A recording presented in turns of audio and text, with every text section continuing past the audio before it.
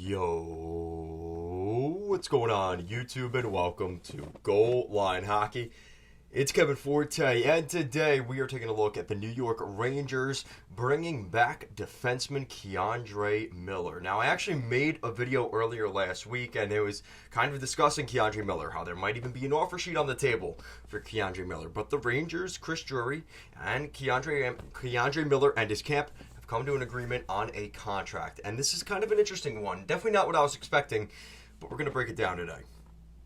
So the New York Rangers cap space is a huge factor in why this contract is the way it is. It really didn't give them much room for a long-term extension. Now, this could come back to bite the Rangers in the you-know-what in the next 2 years, but for right now, this is an incredible contract by the New York Rangers.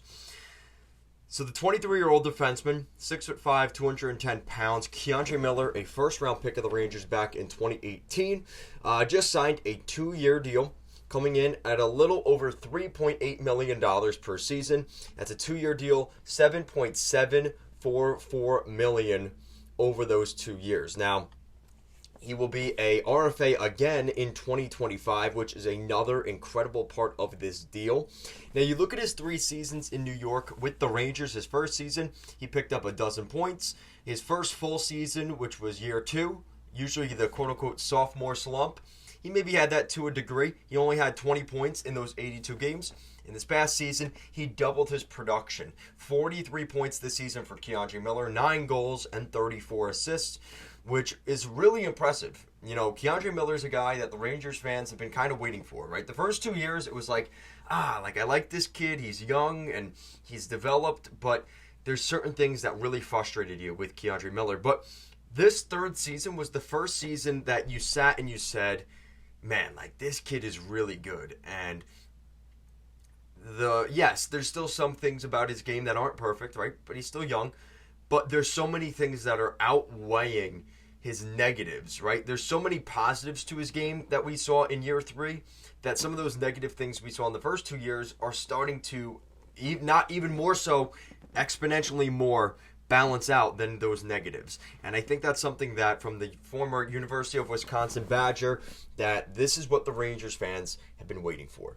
And what's nice about this contract, there's a positive and a negative. So the positive is, like I said, he'll be an RFA in 2 years from now, in 2025, which obviously gives the Rangers some leverage in that contract. So it's not like K'Andre Miller can just say, bye, I'm up and out of here. That's not going to be the case. He will be an RFA. Now, I think he's also going to have arbitration rights as well. No, he will not have arbitration rights. So he'll be an RFA in 2025 without arbitration rights. Huge benefit for the Rangers there, because I'm going to assume that next contract is probably going to be a pretty healthy one for K'Andre Miller. Now, what's interesting about this deal is I really thought they were going to try and get this thing to a 4-year deal. I was kind of looking at the Quinn Hughes contract as a good example of that, like a 4 or 5 year deal around $7 million. And the reality is, with the Rangers cap structure right now, there's just no room to do that. But when you look at the next couple of years from now, the Rangers will have that cap space in 2025. Just to put a couple of numbers out there, Igor Shesterkin's contract will also be due that summer, but he's going to probably see a raise. The Rangers are going to they have time to figure this out. They've pushed this thing down the road, but actually there isn't much room here because, between now and that next contract, not much is really going to change. Jacob Trouba's still on the books. Adam Fox is on the books. Barclay Goodrow, Philip Hedl, Vincent Trocheck, Chris Kreider, Mika Zibanejad, and Artemi Panarin. So all their bigger contracts are still going to be there. So the Rangers are going to have to move somebody out between now and then, or they trade K'Andre Miller. The reality is, unless the salary cap goes up such an exponential amount where they could just pay off K'Andre Miller, the Rangers are going to be in some cap trouble in a couple years from now. But this is what this is all about. It's just to push it down the road, right? That's what this is about. This isn't necessarily to, this isn't a move where they're thinking about the future. Because let's be honest, and the reality is, he's probably going to see anywhere between $8 and $9 million, if not more, per season on that next contract 2 years from now. This is a little bit of K'Andre Miller betting on himself again.